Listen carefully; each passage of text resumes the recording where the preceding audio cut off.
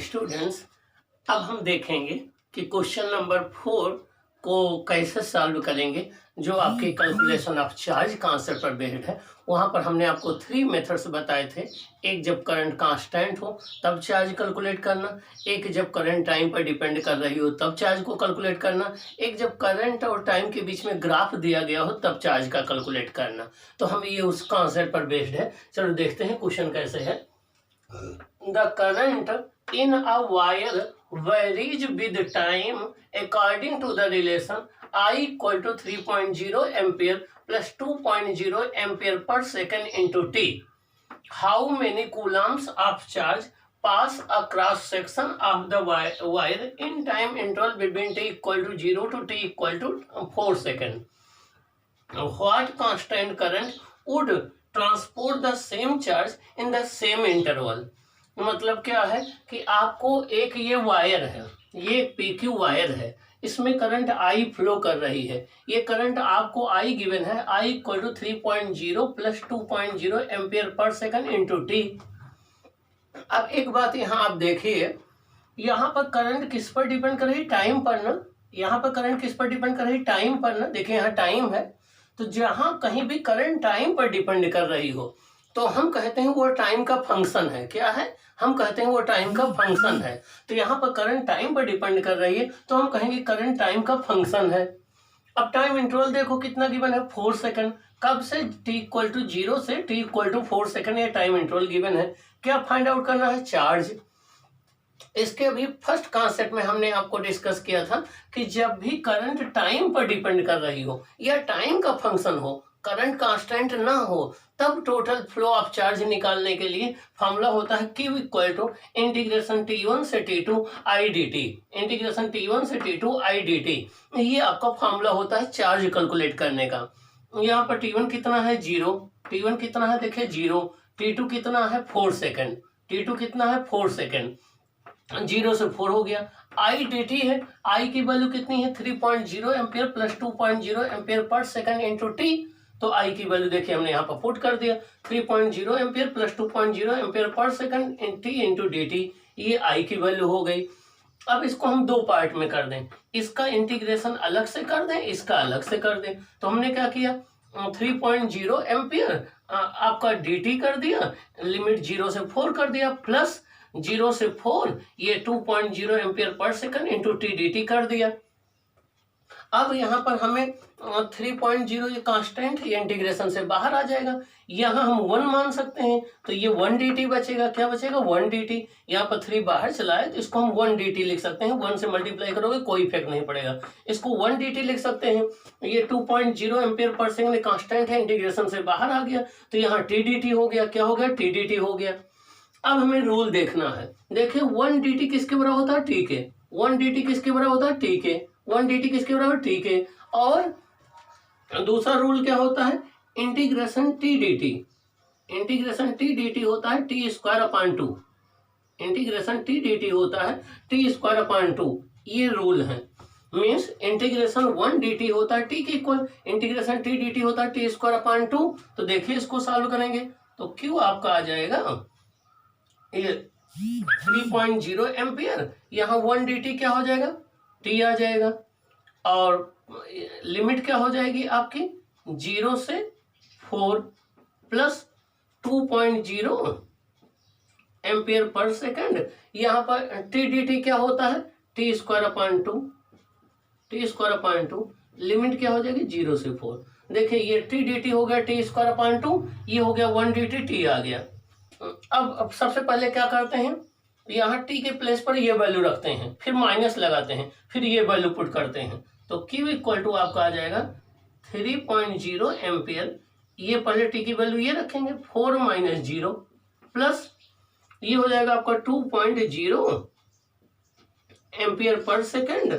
यहाँ t की value पहले आप 4 रखेंगे तो हो जाएगा 4 का स्क्वायर अपॉन 2 माइनस 0 लगाएंगे, यहाँ t की वैल्यू 0 रखेंगे, 0 का स्क्वायर अपॉन 2, ये आ जाएगा। ये आपका हो जाएगा Q इक्वल टू 3 इंटू 4 आ जाएगा, 3 इंटू 4 आ जाएगा, प्लस यहाँ पर देखें ये आपका आ जाएगा 2 इंटू 4 का स्क्वायर 16 अपॉन 2 आ जाएगा। Q इक्वल टू आपका आ जाएगा 12 प्लस 16, तो Q कितना आ जाएगा 28 कूलम। कितना आ जाएगा 28 कूलम। इतना चार्ज फ्लो करेगा, Q की वैल्यू क्या आ जाएगी 28 कूलम। इतना चार्ज फ्लो करेगा कितने टाइम में, t इक्वल टू 0 से 4 सेकंड में। t इक्वल टू 0 से 4 सेकंड में इतना चार्ज जो है वो फ्लो करेगा आपका। कितना चार्ज फ्लो करेगा 28 कूलम। क्या 28 कूलम। अब वो कह रहे हैं, ये तो ए पार्ट हो गया, ये हमारा सोल्यूशन का कौन सा पार्ट हो गया, ए पार्ट हो गया। ये हमारा ए पार्ट का सोल्यूशन हो गया। बी पार्ट में देखिए कह रहे हैं what constant current would transport the same charge in the same time interval. करें इतने ही चार्ज को कांस्टेंट करंट अगर हम फ्लो करें। आप कहोगे कांस्टेंट करंट क्या होता है, वो करंट जो टाइम पर डिपेंड ना करे, जो टाइम का फंक्शन ना हो।